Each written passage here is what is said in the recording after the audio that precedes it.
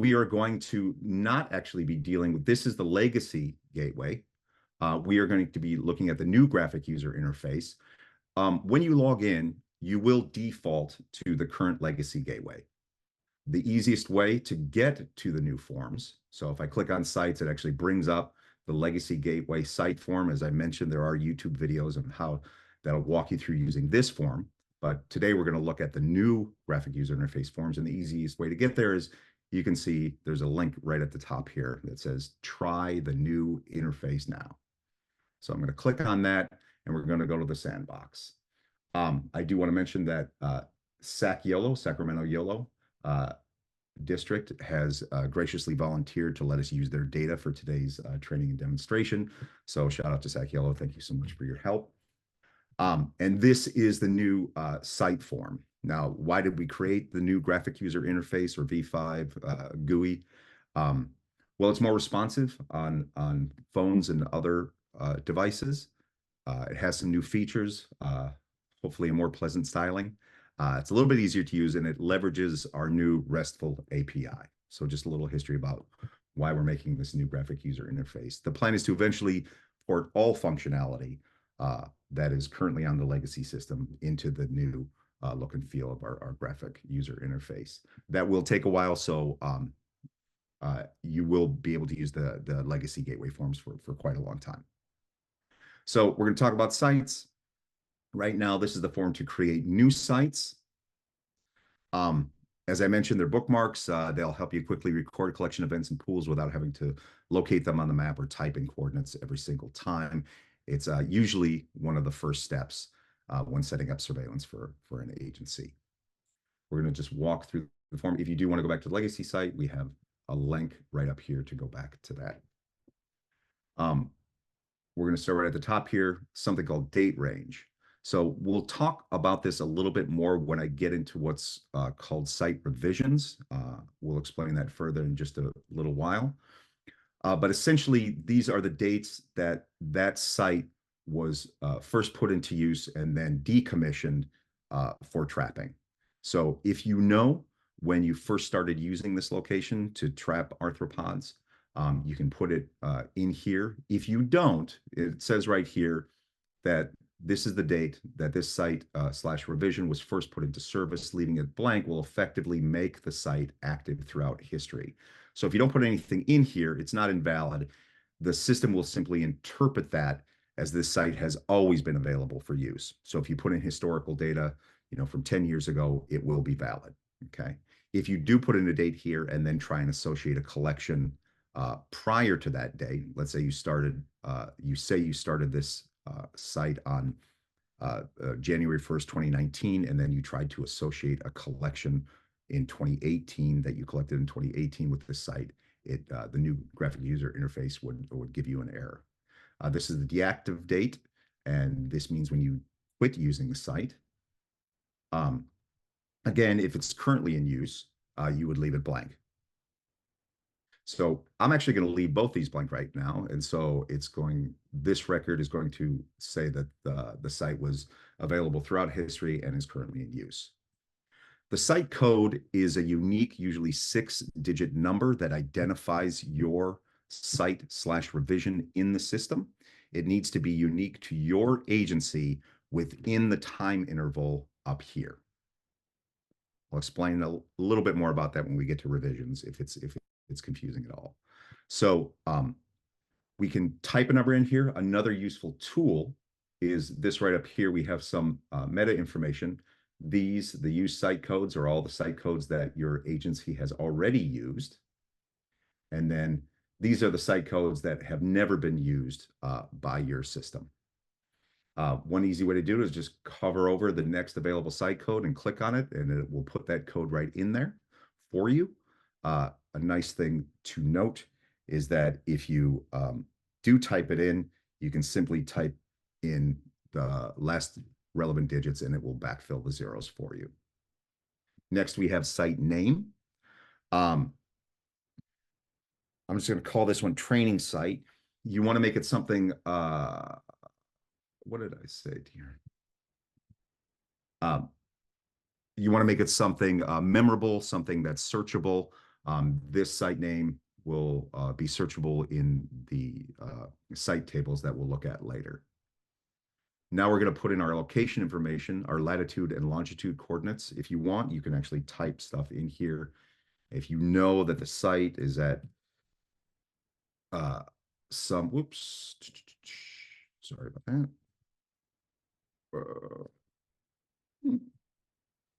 So I can do that. It will drop a pin on the map for me. But most of us don't walk around with coordinates in our head. So another thing you can do is just find the location on the map. Let's say I knew I was trapping in William Land Park in Sacramento, right next to the pond. I can just go ahead and click on the map and it will place the pin for me. Then another easy way, if you know the address of where or an address near where you plan on placing the trap, you can go ahead and put it into this search thing here. It should populate the list and it will bring it right up and place your pin at that address. Now, maybe I know it was in this area, but to get a more exact view, I might bring up satellite and hey, I know I trapped right under this palm tree right here. So I can go ahead and place the pin there. One more useful feature is that maybe I go look around the map. I'm actually going to bring the street view back up. And now I've lost track of my pin and oh, where did it go? And I don't want to spend time looking for it. If I just click on the recenter button, it'll bring me back and center the map back on the pin that I've already placed on the map. So precision is normally going to be exact.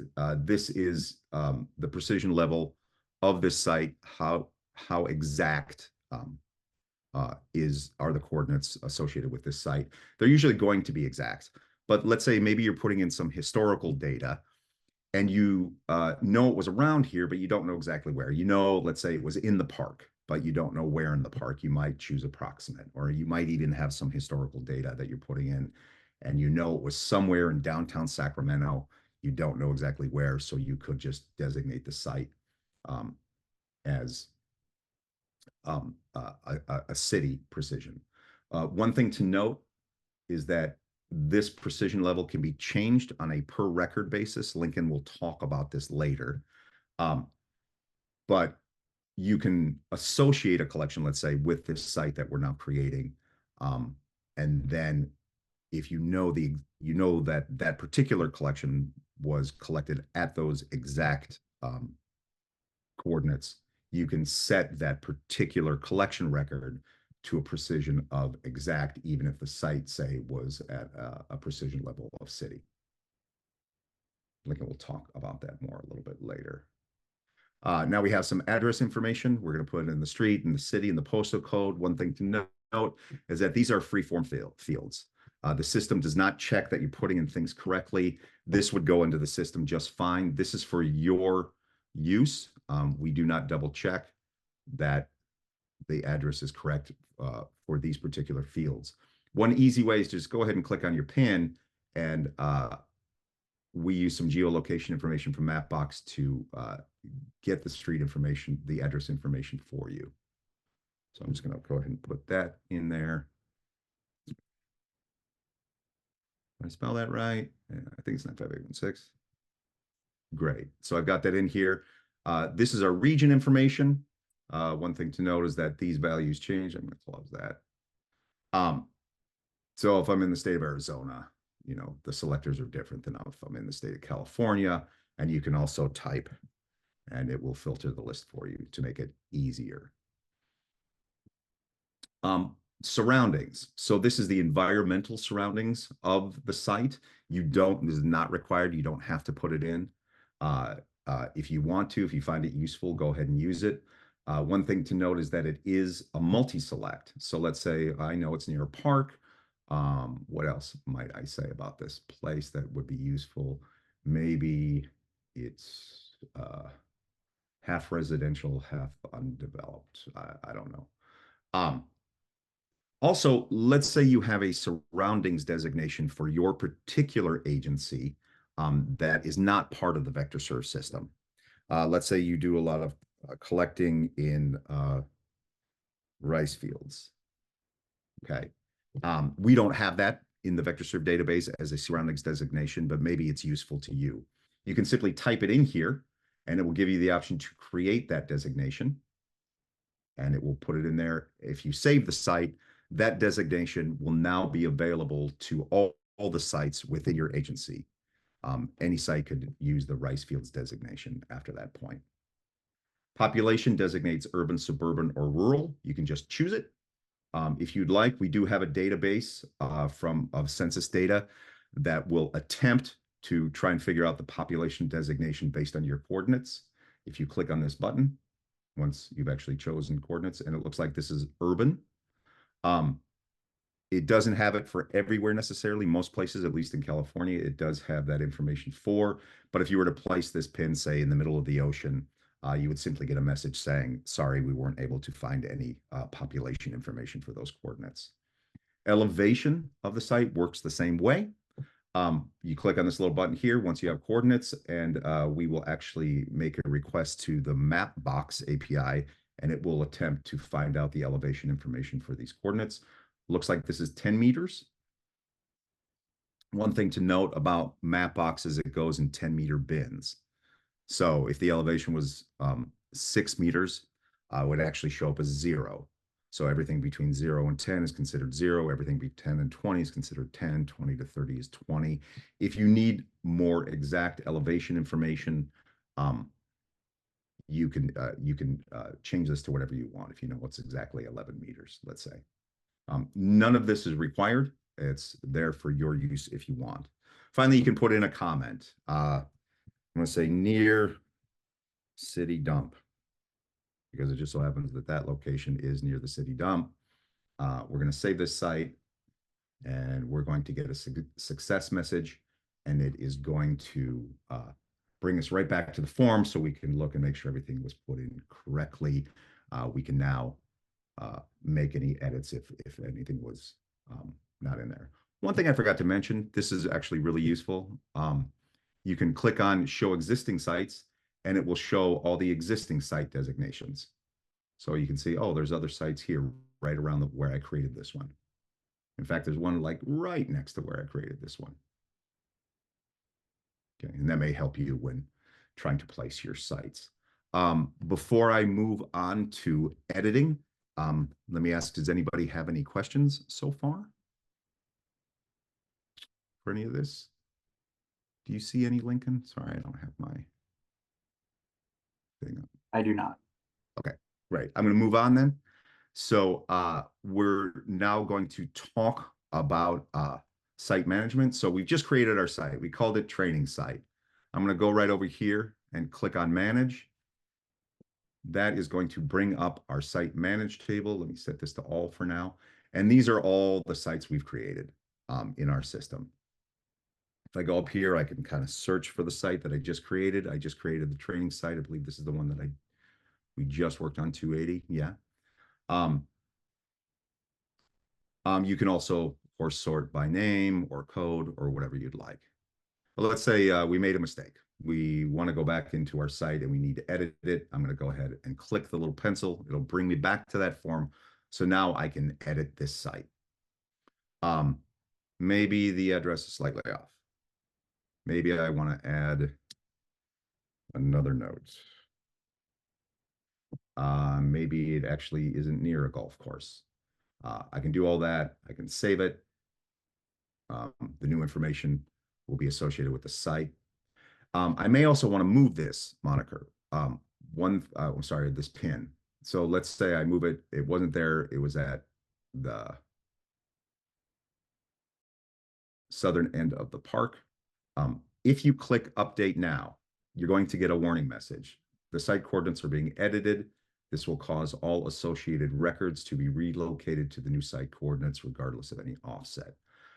One thing to be aware of, when you're editing sites, there may be records associated with this site. There may be a collection or a pool that has used its site and referenced it when you created that pool or collection record.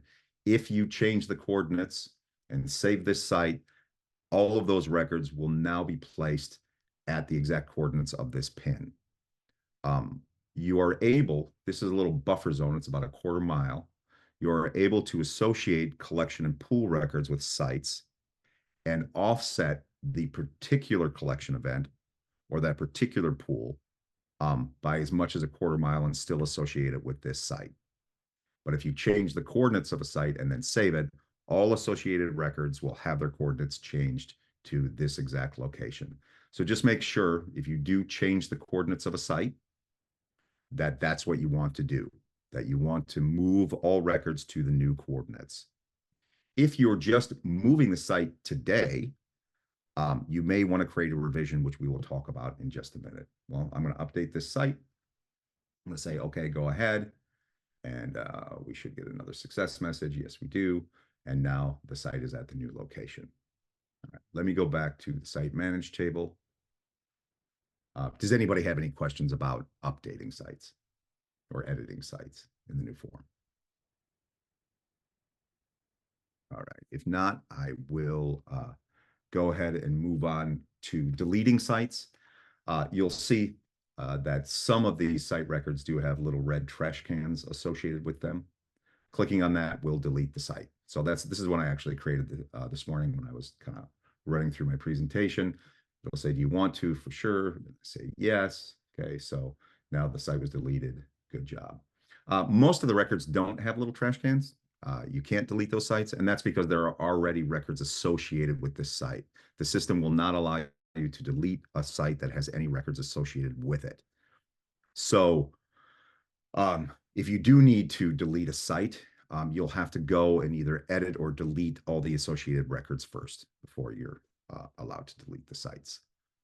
Now let's talk about revisions. So if you notice, we have a column here called revisions. Most of them have a 1, a designation of 1. But if I sort this, you'll see some have more than one revision. A revision is the combination of site coordinates and its surrounding context and a time interval. So a site revision is that site code. It is those coordinates and all of the other associated, and then it also has the time element. So this particular revision was active, say, from January 1st, 2023 to December 31st, 2023, if you move your traps every year for some reason. Okay, if you decommission that site on December 31st, 2023, and move it 5 miles to the east, you can recycle that site code for the next time interval starting, say, January 2024. Let's go ahead and take a look. One thing that's useful in this table is I can also filter this by date. It automatically fills in today's date, but you can set this for whatever you want. I can say, let me see the sites that were valid in yesterday.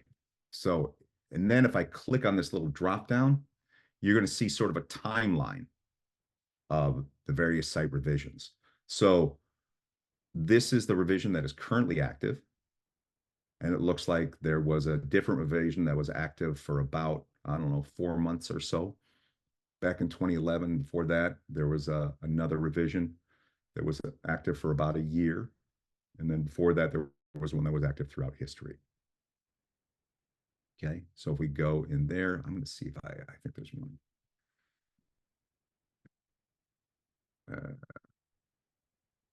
No, that's not what I was thinking. Let's look in here, new revision. Okay, yeah, let's look at this one. Yeah, this is the one I was thinking. So one thing you'll notice too is that, let me do this. This little button is to create a new revision. But if I sort the other way, you'll notice that that button is not present for many of the records. And the reason that's true is because they do not have active or deactive dates, which means that this site code, this revision, is valid throughout history and is currently valid, which means there is no time interval to create a new revision. If I do want to create a new revision, I would have to go in here and I would need to set a deactive date. So I wanted to do that. I'm not sure if I'm going to be able to do this or not, but let's see. I did. Okay. So now if I go back, which one? This is site code number 2, right? Yeah. If I look at site code number 2, oh, well, it's not going to be active, right? Where is it? There we go. You can see site code number 2. I am able to now create, oh, because I set it deactivated on January. I could click over here and create a revision for this site now because there is a time interval to be able to create a new revision. Let's go back to these. Let's look in here. I'm gonna play around in here, and I'm gonna click on this create new revision. One thing you'll notice, I am now in the create new revision form for the site code that I was interested in. Okay. And down below, we have this revisions card. And this is showing us all the current revisions for this site. Right. And you can see they are, if I click up here and say show current revisions, we're going to see what is happening. Here we go. We are going to see the revisions for this site. And those colors coordinate with the bars and the revision cards and the information associated with various pins on the map. So you can see the site name. We can also get some information right here. Oh, look, this one has 5 associated records with it. This one has 255 associated records with it. This one has 0 associated records with it. And if we click on this, we can actually see a timeline of when those records are created, when those records were when those collections were made, that you could have created the records at any time.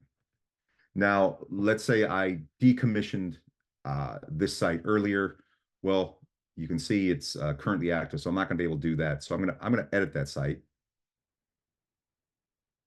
and I'm going to decommission this site at the end of February. I'm going to update that, right? And now I'm going to be able to create a new site because there actually is an opening here. I also could have created one here. I can go back to the table, click on that button, or I can just simply click on this create new revision button. Now I see my timetable, and I am able to see what the other revisions associated with this site code look like. This one, let's say we said it ends in February. If I try to create a site that overlaps, I'm going to get an error that collides with the current revision, right? So let's make it start exactly when the other one ended. We're going to leave it blank because we're currently using this. We're going to call this revision 2, let's say. I'm just going to place it in the middle of the park. I'm not going to bother filling out any of this other than I might create a revision comment. Why did I create this revision? Moved to the park, or whatever information might be relevant. So I'm going to save that revision. And now you'll see the new site listed down here. One thing to note is that the current site, so if I go in here and let's say edit the green one, now the current site, the green one, is now going to have a blue bar. It's going to be in a blue trough, just so you can always know what site you're actually looking at. Okay. And this is the site that we just created. Hopefully that all made sense. One last thing I would like to show you is that, let's say I made a mistake. I'm going to go to the purple one here. And right now, this site starts in December of 2023 on December 1st. But let's say, oh, actually this started November 1st, 2023. I can go into the edit and I can change the active date for 2 sites that border each other. I can click update and I will get a warning saying this action will edit an existing revision. This action will update the preceding existing revision. Its deactive date will become 2023, November 1st. click continue to proceed with the operation or reset to start over. If there were actually any records associated with the overlap, it would also tell you we are also going to change the coordinates for, let's say, 20 associated records. You're going to read that over, make sure you're doing the right thing. Okay, you can click continue, and then it will do so, and you can see that the new end date is actually in November of 2023. The new start date is in November of 2023 as well.